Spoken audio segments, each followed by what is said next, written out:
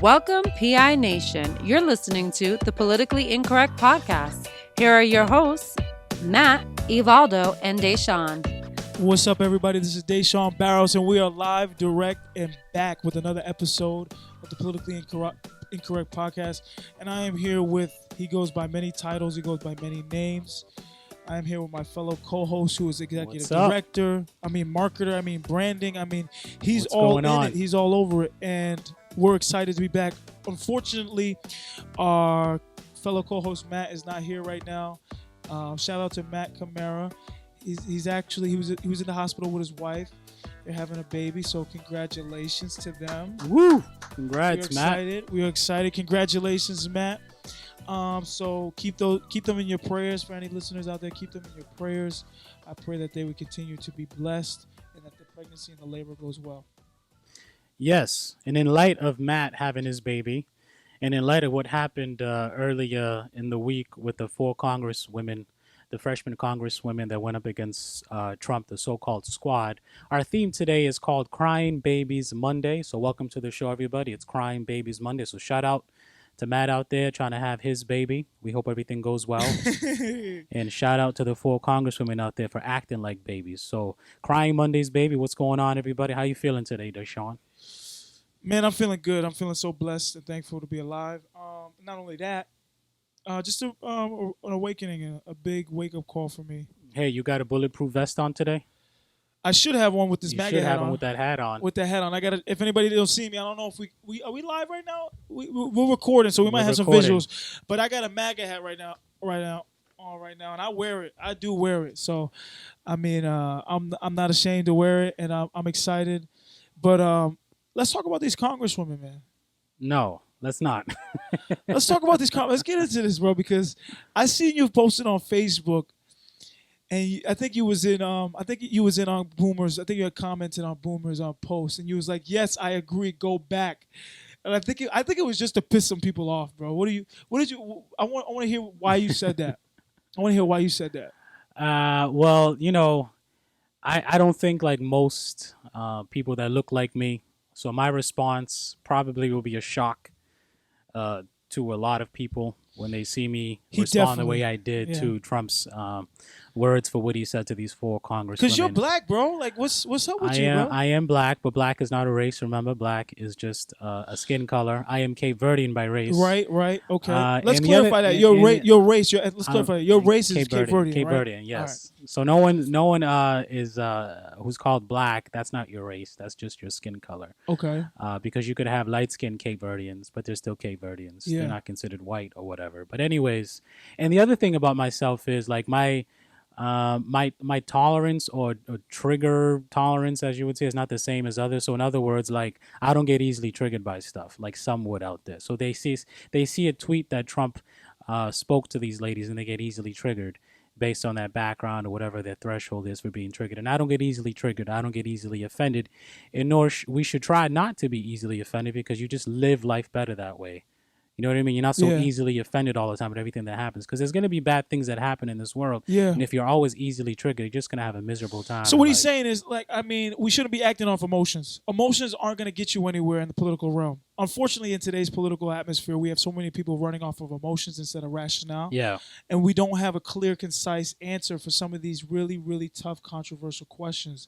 And I think here on the Politically Incorrect Podcast, we're here to shed light not only of the gospel, but of some real hard truth that some people just need to hear. Yes, because that's what our podcast is about. It's about three men that give you the things that are going on in this world, primarily politically, through the lenses of biblical standards. Yes, sir. And the Bible does tell us don't be easily offended and to always respond as best as you can with love. With love. Even when someone is wrong, but you respond with love and you respond appropriately. And that's what we try to do here. Exactly. Love will heal all things. Love will get through to anybody if it's done properly. So Here on the Politically Incorrect Podcast, I don't think we're here to really just be mean and derogatory towards folks, but we want to really enlighten people. We really want to We want to speak truth. Help. We want to help. We want to help. We want to help. We want to help you because these political ideologies are very, very divisive. Yes. deceptive, Yes. and destructive. Yes. And I will tell you this right now. We have kids on college campuses who are getting told lies. I mean, straight lies, man. And I mean, it was even myself. I was struggling myself because it was like I would go to college 1 minute a week and I'd be in college all week hearing from all these nutty professors. And then I have to step into my local congregation, my local church, and then I got to hear my pastor preach. So it's been rough because everybody in the college education in the world, or academia, I should say, is not pro-Trump. If anything, they're anti-Trump. They're anti this administration. That's how a lot of our debates or discussions during our Sunday afternoons would come about. Is because you would go to school, you would hear something, and sometimes you would agree, and sometimes you would not agree strongly with it, and then you would have a discussion with us about it, and then we would go on and have these little debates and discussions, and they were good. They were fiery too. So I mean, yeah, that's what happened with you going to liberal classes. But you're right. Yeah, no, and one thing I appreciate about my co-host Evaldo is that he has such a different mindset. He has such a unique. I've never heard it before, and I think one thing that really stuck with me and really that I really liked when we were talking about racism. And I know that this administration, as far as what's happened with this Congresswoman, Trump saying you need to leave this country, go back to your country. Trump is not a racist, okay? But that's not even what he said either. It's been taken out of context what he said. Yes. We'll talk more about it, when we get into that segment.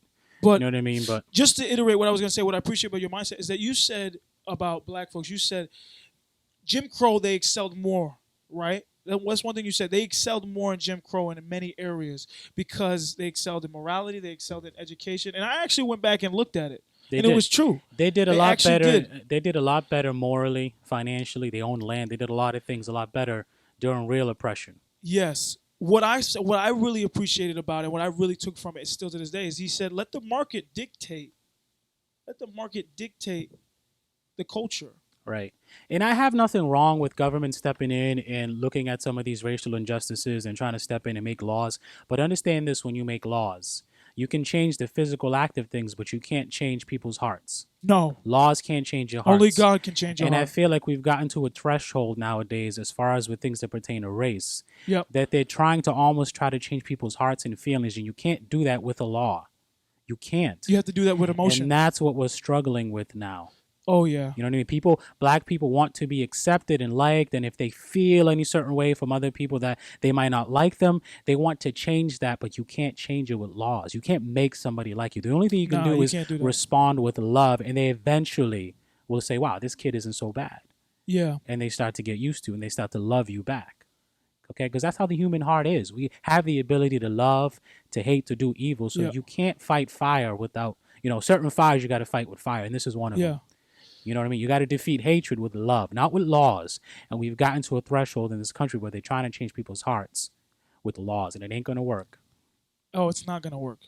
It's not going to work because the law of the land won't change people's hearts, like you said before. The only person that can do that is the Lord. Yeah. And I strongly believe that. But I will also tell you that we do need some laws. We do need some really good political standing people like Trump, people like Pence, people who can see through the lies. So let's get back to this Congresswoman. But let's take our first break, though. We got a good show for you guys, okay? We're going to take our first break. We got a nice show. Tell them a little bit about what we got lined up for today, Deshaun. So we're going to talk about Trump versus the squad. The squad being the ladies. Ayana, I want to say, how do you say that? Soyini? Presley? Yeah. It's a little hard the to say Congresswoman that. from Massachusetts there. Ilhan Omar of Minnesota. Yeah. Rashida Tlaib Yeah. of Michigan. And Alexandria Ocasio-Cortez from New York. Oh, boy. Yes. Do we have a lot to talk about on these four ladies here. Yeah. So we'll be right back. All right, back. Cry Babies Monday. Politically incorrect. Hey guys, hope you're enjoying the show. Matt, Evaldo, and Deshaun would really like to thank you guys for your support and for tuning in today. Also, in order to keep the show growing, go ahead and hit the subscribe button on our YouTube channel and like and share this video as well. And hit the bell notification to receive all of our updates. Thanks guys, and remember, in PI Nation, there's no political correctness. Ladies and gentlemen, fasten your seatbelts. You are about to re-enter the PI Nation. Oh, it's my party and I'll cry if I want to, cry if I want to, cry if I want to. You would cry too if it happened to you. Well, now nobody knows. Hey, everybody, where we my are Johnny back. We are back. We're ready to talk about these Congress ladies, It's Crying Babies Monday, and we're back, folks. Cry Babies. See, the one thing is America's doing well right now. We're doing so much better. We have so much revenue coming back into this country. We are. It's absolutely ridiculous. Under this administration, the market has just been booming, man. And I say that because as an investor, there's no better time than to have stocks already invested in. This is the best time for you to be making money. If you've been invested in the market for the past 10 to 15 years, coming up to this date, and you've been in the market heavily, then you're doing really good. You're doing really good. Yep. And that's due to the fact that that corporate tax cut, that tax benefit, that went from what I think when they had signed it, it was the tax relief for the 35%. It got cut down to 21%. I think that was done in the administration. I think last year. That's amazing. The tax cut. That's amazing. You have to understand that corporations, man, they know how not to pay taxes. They know how not to pay taxes, and they do that with foreign bank accounts. They do that not only with foreign bank accounts, but investments, business expenses, things like that. And they know how to not give their money to Sally and Tom because they need this or they need that. But when you give these corporations these tax benefits, just like if you look at when Amazon was going to try to get into New York City, and it didn't go to New York City because the people there were protesting against the fact that these people would have this big tax benefit because they wanted the headquarters there. But you're seeing people talking about how evil these corporations are and how evil big business is. And really, it's not evil. It's competitiveness. It's capitalism at its very, very finest. But we have a nation that, a lot of us here, especially the younger generation, don't agree with capitalism as an economic system. Yeah. So there's some strife and some differences because of that. And so when Trump tells a lady to go back to your country, you need to go back and make it better. Hey, I got a fun fact for you. Ready for this? Yeah. So you're in the medical field, right? So the APCAR score, which is a score that was used to kind of rate the baby's health when they first come out of the womb. Yeah. One of those characteristics that you look for in that score is crying. So the louder the baby cries, the healthier its breathing is, right? So for Trump supporters, here's what: the louder these four ladies cry, the better you know that Trump is doing, because that's basically what they did. They were crying this whole week and a half, really loud and making a fuss and complaining that Trump is racist and he's a bully and he wants us to go back to our country, because they know that he's doing really well. And that's the only thing that they can do is cry. So all they're doing is pandering to the emotional millennials. That's right. They're pandering to the emotional millennials who get so triggered by the act of racism or the thought or maybe the perception of racism, because really it's all of what you perceive. Do you know the whole story about this? Yes, Did you know that the tax benefits are actually helping the country, that Apple's moving money back into the country? I mean, they had $285 billion overseas in different accounts, and now they're actually bringing that money back into the country. They're actually spending that money now. Did you know? And the first $1 trillion company was made here, right in the United States. We should be very proud of ourselves. We should be, yeah. That was the first $1 trillion company. Apple was the first $1 trillion company. Why would you try and take away from our capitalistic system, guys? Wake up! Wake up! Wake up, guys! Wake up!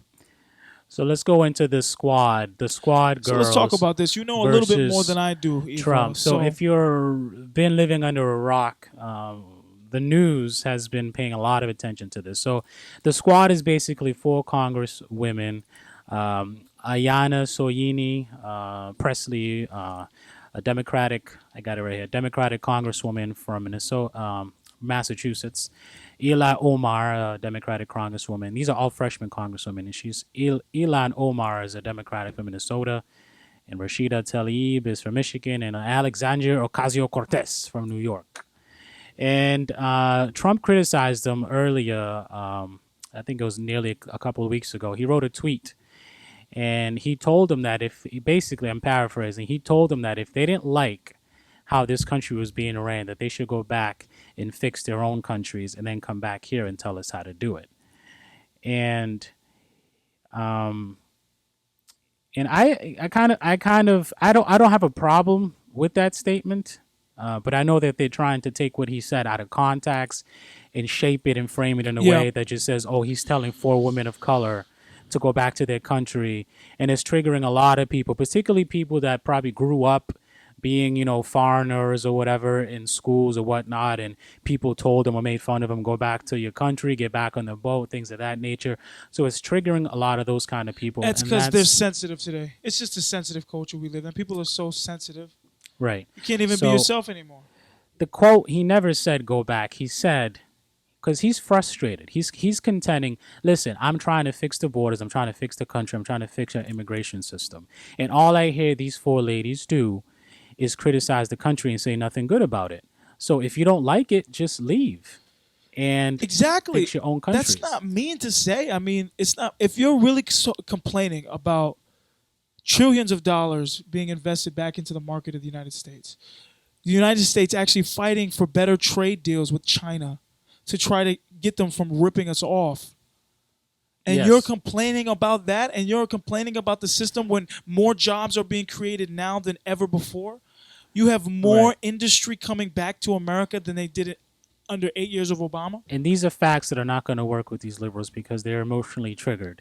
And as it pertains to this story here, it really pertains to a lot of what's going on in the border and how these immigrants are being treated, because these women are very critical of how Trump is treating these refugees in those So camps. let me talk to you guys 1 second, and I want to bring a little personal experience. I have a brother.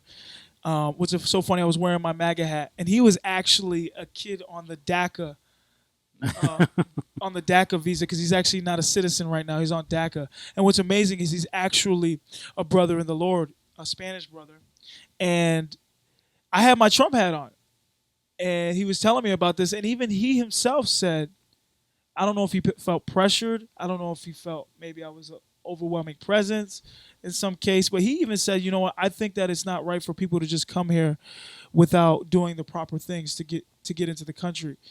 And he was telling me that, yeah, I see how people can get votes by catering to illegal immigrants. But let's bring this fact here. If we keep allowing people to flood into this country, America, you have to understand the tax dollars, the amount of pressure being put on the middle class to provide not only for their families, but now they're providing for illegal, undocumented immigrants that are not contributing to your tax system. Okay? You have to understand this. And if we allow them to come in and they are not contributing to the society in which we live by not only going through the process, which is immigration, but coming over here and contributing to wherever they're going.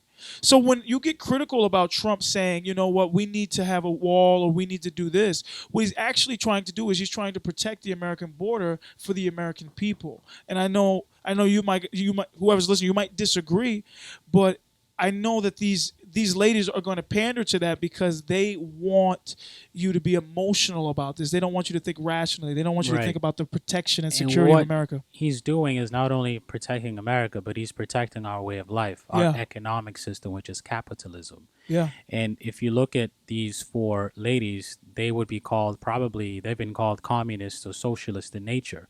So the socialist idea is contrary from the capitalistic ideas we have here. So it's almost as if people that think that way don't mind the country failing in a capitalistic way because they Yeah. see it differently. Yeah. And they would just rebuild it in a socialistic frame or Yeah. whatnot. Yeah. And that's basically what they want. They want us to be more global and more socialistic in nature. And the only way to do Yes. that is allow the way that we live The wave, yeah. to fail.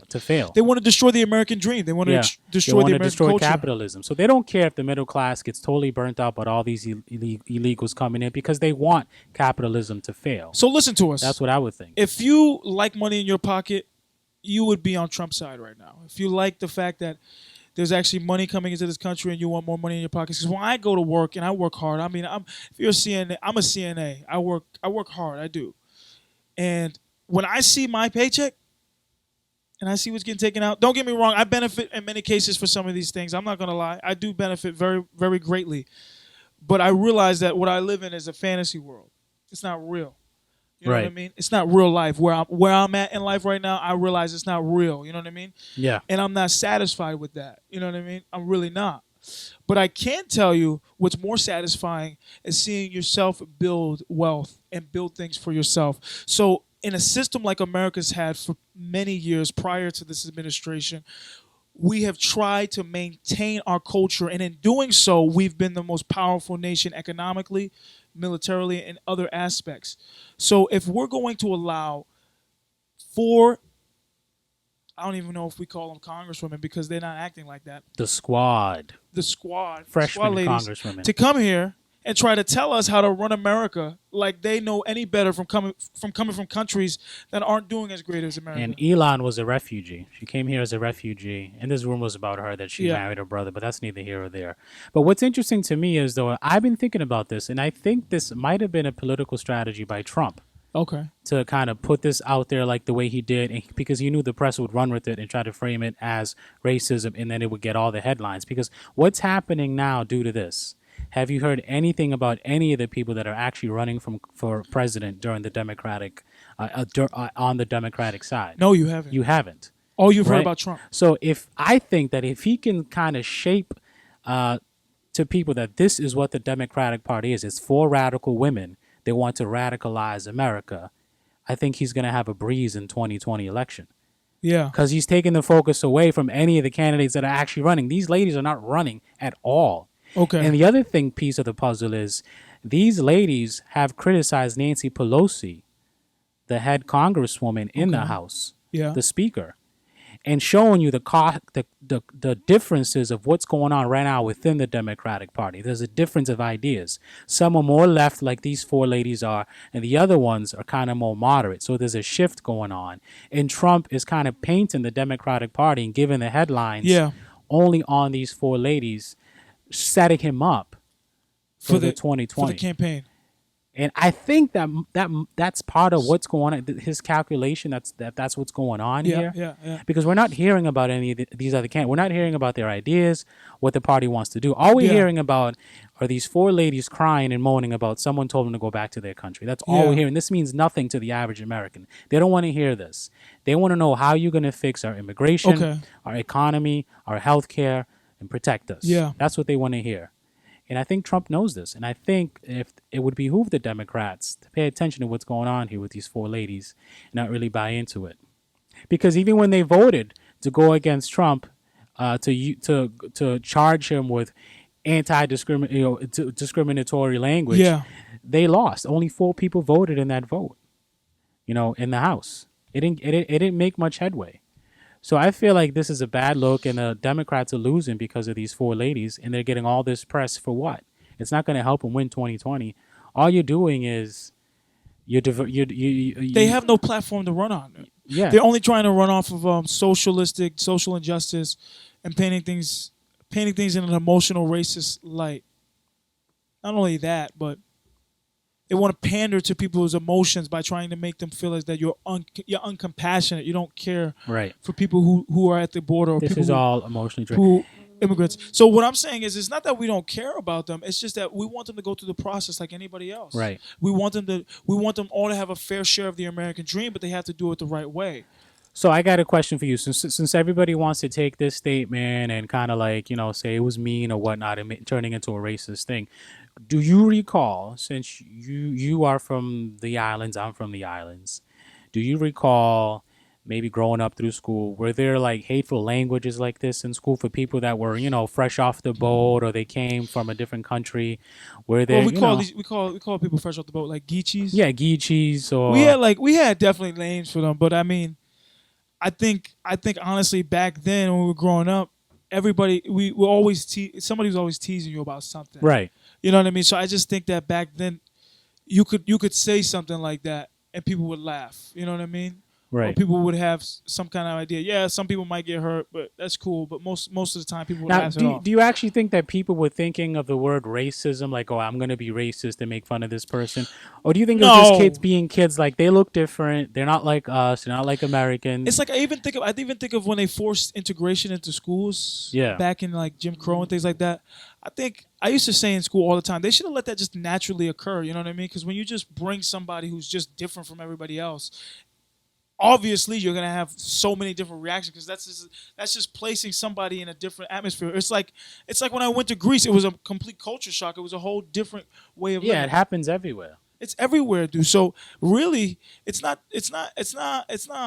mean or a racist for somebody to look at somebody like, "Ooh, you're different." Yeah, That's just a reaction. That's just I think natural. in the school setting, it's just kids being kids, and they do this with everything. Like, they'll do it, like, if they see a nerd or someone who's like fat or something like that, they'll make fun of that. Of course. You know what I mean? Of course, kids are mean, man. So- They're the most honest, and I think that's why God told us to be just like kids when we come to Him, because kids, they actually tell you what they think. Right. They actually tell you exactly what's on their mind, and sometimes they're not scared us to say. That's when a mom and dad would be like, "Hey, stop! Don't say that. Don't say that. That's not nice." That's not nice. Yep. And you know you was thinking it the whole time. your kid actually had the balls to say it. That's the only difference between us and kids is they actually have the courage enough to say things. So but getting back to this, we're gonna come up against a break, right? Real quick. So we're gonna go to break really fast and stay tuned. All right. We'll be right back. Cry Babies Monday. Politically incorrect.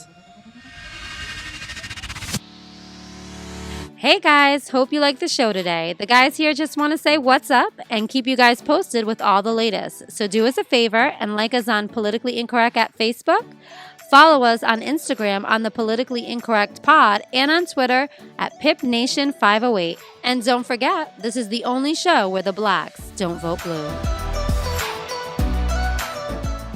Ladies and gentlemen, fasten your seatbelts and prepare to be offended. We are re-entering the Politically Incorrect podcast. My shattered dreams and broken heart, I gave my best to you. Nothing for me to do but have one last cry before I leave it all behind. I've gotta put you out of my mind. What's up, everybody? This is Deshaun Browse, and we're back again. And I want to get back right into the market. So, just like we were saying before, taxpayer dollars and the revenue streams in the United States of America has substantially increased since the corporate tax cut by the Trump administration, and we see that not only in the stock market but also in real estate, because real estate is also going up. But I want to read from Bloomberg.com. And I want to talk a little bit about Amazon's market reach. So I'm going to read word for word. In recent months, talk of regulating for even breaking up Amazon.com Inc. has moved from the political fringes to the mainstream.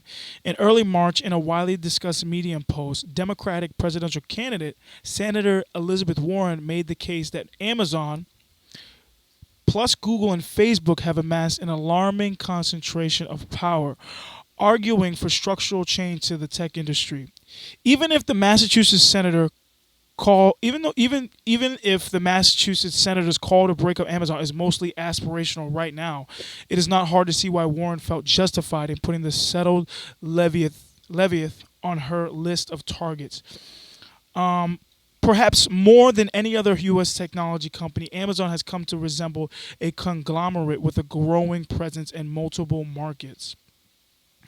So, of course, the company is best known for its largest online store, but of course, Amazon has much more than that, of course. So I'm just kind of reading off of this, and I really want to get right into what I want to talk about. Is that Amazon's got their fingers in every aspect of the market when it comes from entertainment to groceries. It's absolutely tremendous. And Elizabeth Warren has taken up the mantle of trying to regulate this company and assisting the United States government for getting a hold of controlling this online market. And if you look at... I found the companies that they own: Whole Foods, Ring, Zappos, PillPack, Twitch, Kilva Systems, Audible, and it looks like more too. So I don't think the government should be involved in Amazon's market reach. I think they should allow Amazon to become what Amazon will become, and they will distribute that power within themselves. If you look at Amazon prior to 2005, it was an online bookstore. It was small. If anything, if you remember, in 2002, they almost went out of business. But the company stayed afloat due to the online and the internet and stuff like that. But my point is to you to bring up is that as soon as a company gets big, Uncle Sam wants to put their hand in the cookie jar. Right. Yep. And they want a piece. It's amazing. Everybody wants a piece of the pie, bro. It's just crazy.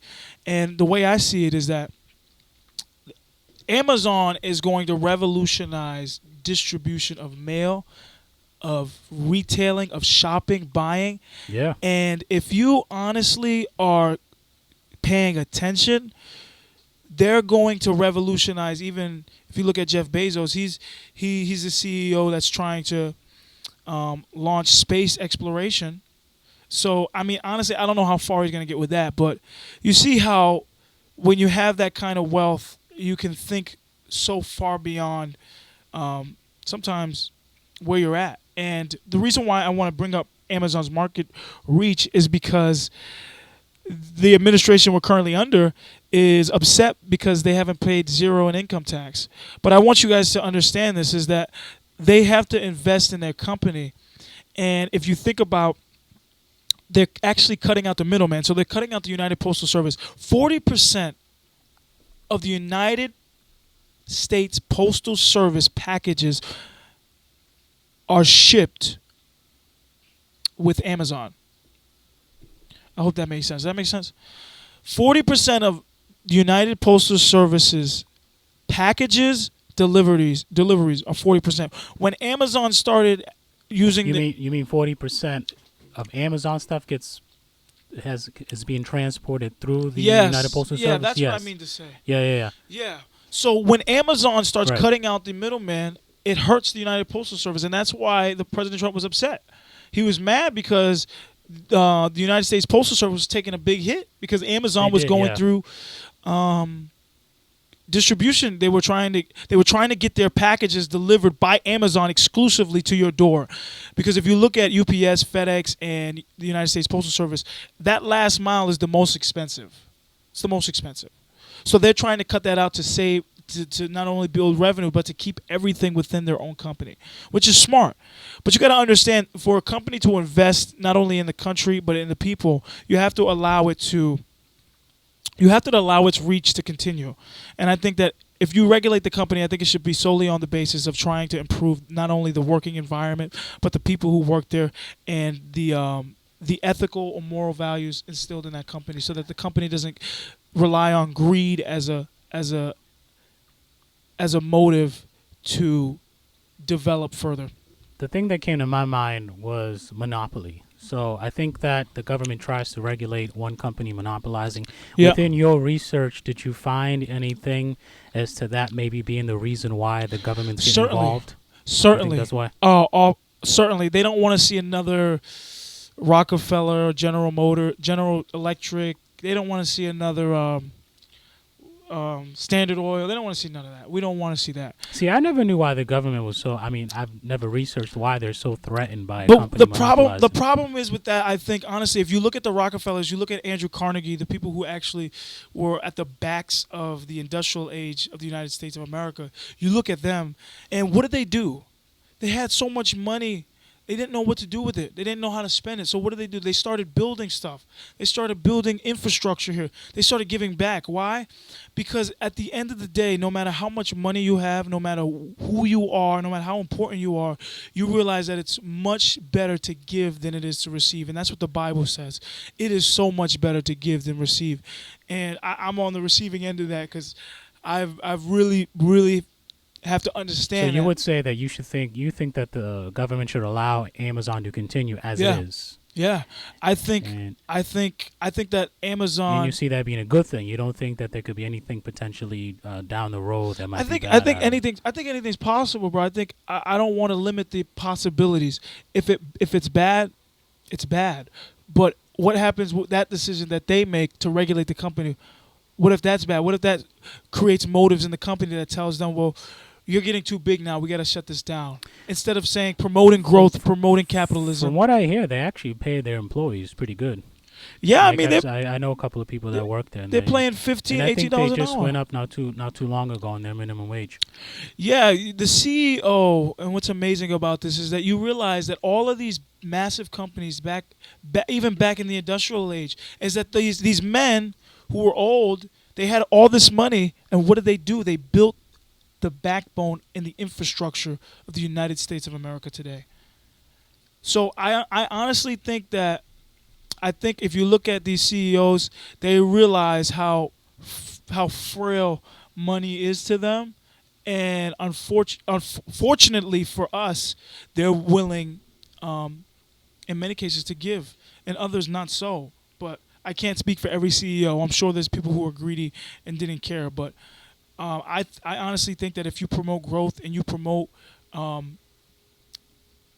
the development further of a company by regulating it in a way to benefit it to grow and to push it to grow more and to share the market as well. I mean, I don't think that this company should have everything locked down, but I think that this company is creating a more competitive edge for everybody else in the game. So I think everybody else in the game is saying we need to start doing things differently, better. So that's the way I see it. So I want to end off with something that was funny. So, just to talk a little bit about the history before we end off here, I want to talk about the annual revenue. And as of 2015, the annual I can't even say annual right now. The annual revenue. Let me see if I can get it here. Bear with me, please. It went from $15 billion in 2005, to over $158 billion Whew. in 2015. Mm. And that's because of all of its subscribers. There's over 100 million Prime subscribers, making it one of the largest subscribing units. It's also big into cloud and computing services. So if you've ever looked at Amazon, they're not just into packaging, they're also into clouding, storage, memory, things like that. And Whole Foods, they like groceries. Total sales in groceries, the $158 billion in revenue was wrong. It was actually $178 billion. Excuse me. It's about $178 billion. So Uncle Sam wants its piece. Uncle Sam wants its slice of the pie. And President Trump, I think, is going to try to crack down on them, which I hope. I give him credit where credit's due, man. But I think that this you disagree CEO, on him with this one. I disagree with him on All this right. one. I definitely do. I don't think that you should just let it be. Because I think honestly, what they're doing is they're providing more. They're doing more for the communities. Because you look at Fall River, we just got a huge distribution center right there. Yeah, they just came to Fall River not too long ago. Let me tell you something. That's done more for the community. They've got jobs here. People are working. We've got jobs. We got people working. They even, I don't know if you heard, but they started a program where if you wanted to open up your own little business with Amazon to deliver for them, you could be like an independent contractor with them. Flex Drive. No, not Flex, not even that. If you actually want to have your own vans and transportation vehicles and hire employees through them, I think that they said it only takes about $10,000 to start off with, and they help you get that $10,000. Wow. I looked into the business model. It didn't seem like it was worth it for me. It seemed like more of a headache than what it really was for the amount of money you would be making from it. But nevertheless, it is a business opportunity that they created. So they are creating stuff, and that's what capitalism creates. When you allow people to create, right, it creates drive and innovation and not only, I think, honestly, convenience, which I think is good, but also going to be a killer in the future. It's going to actually kill us, man, because I think convenience is a killer. But we'll save that for another show. Yes. So you would disagree with Trump? I would disagree with Trump. Trump is crying like a baby today in our Crying Babies Monday about Amazon. So we got more for you as we take this quick break. We'll be right back. Politically incorrect. Hey, PI natives. Thanks for tuning in today. The guys would love to hear your feedback. So if you have any questions, comments, or topics you'd like us to talk about, feel free to email us at thepoliticallyincorrectpod@gmail.com or leave a comment on our YouTube channel. Ladies and gentlemen, welcome back. The only place where your skin color doesn't determine who you are, but is only cosmetic.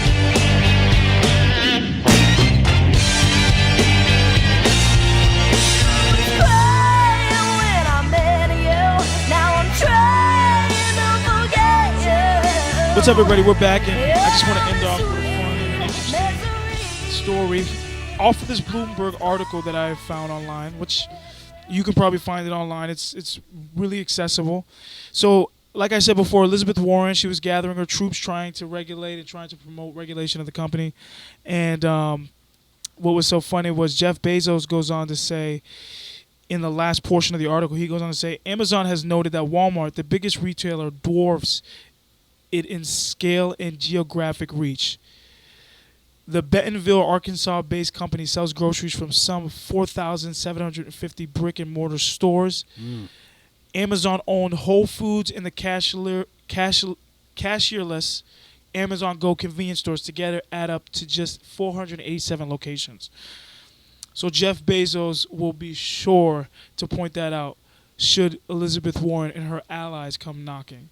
That's right. I thought that was pretty funny. He's gonna definitely point that one out when Elizabeth Warren and maybe even President Trump, because I mean President Trump might agree with Elizabeth Warren. If he does, then so be it. I would certainly disagree with both of them.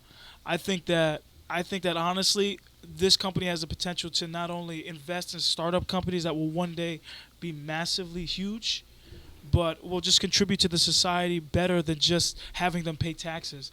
Because I think, don't get me wrong, I think taxes are a big, big thing, and I think that we should pay them, but I honestly feel that this should just be a standard tax rate. I think everybody should pay the same in taxes no matter who you are.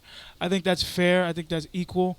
I think that the tax rates today are absolutely insane. People will say, oh, well, if somebody makes $150,000 and you tax them the same rate as somebody making $10,000, then that's unfair. No, it's fair.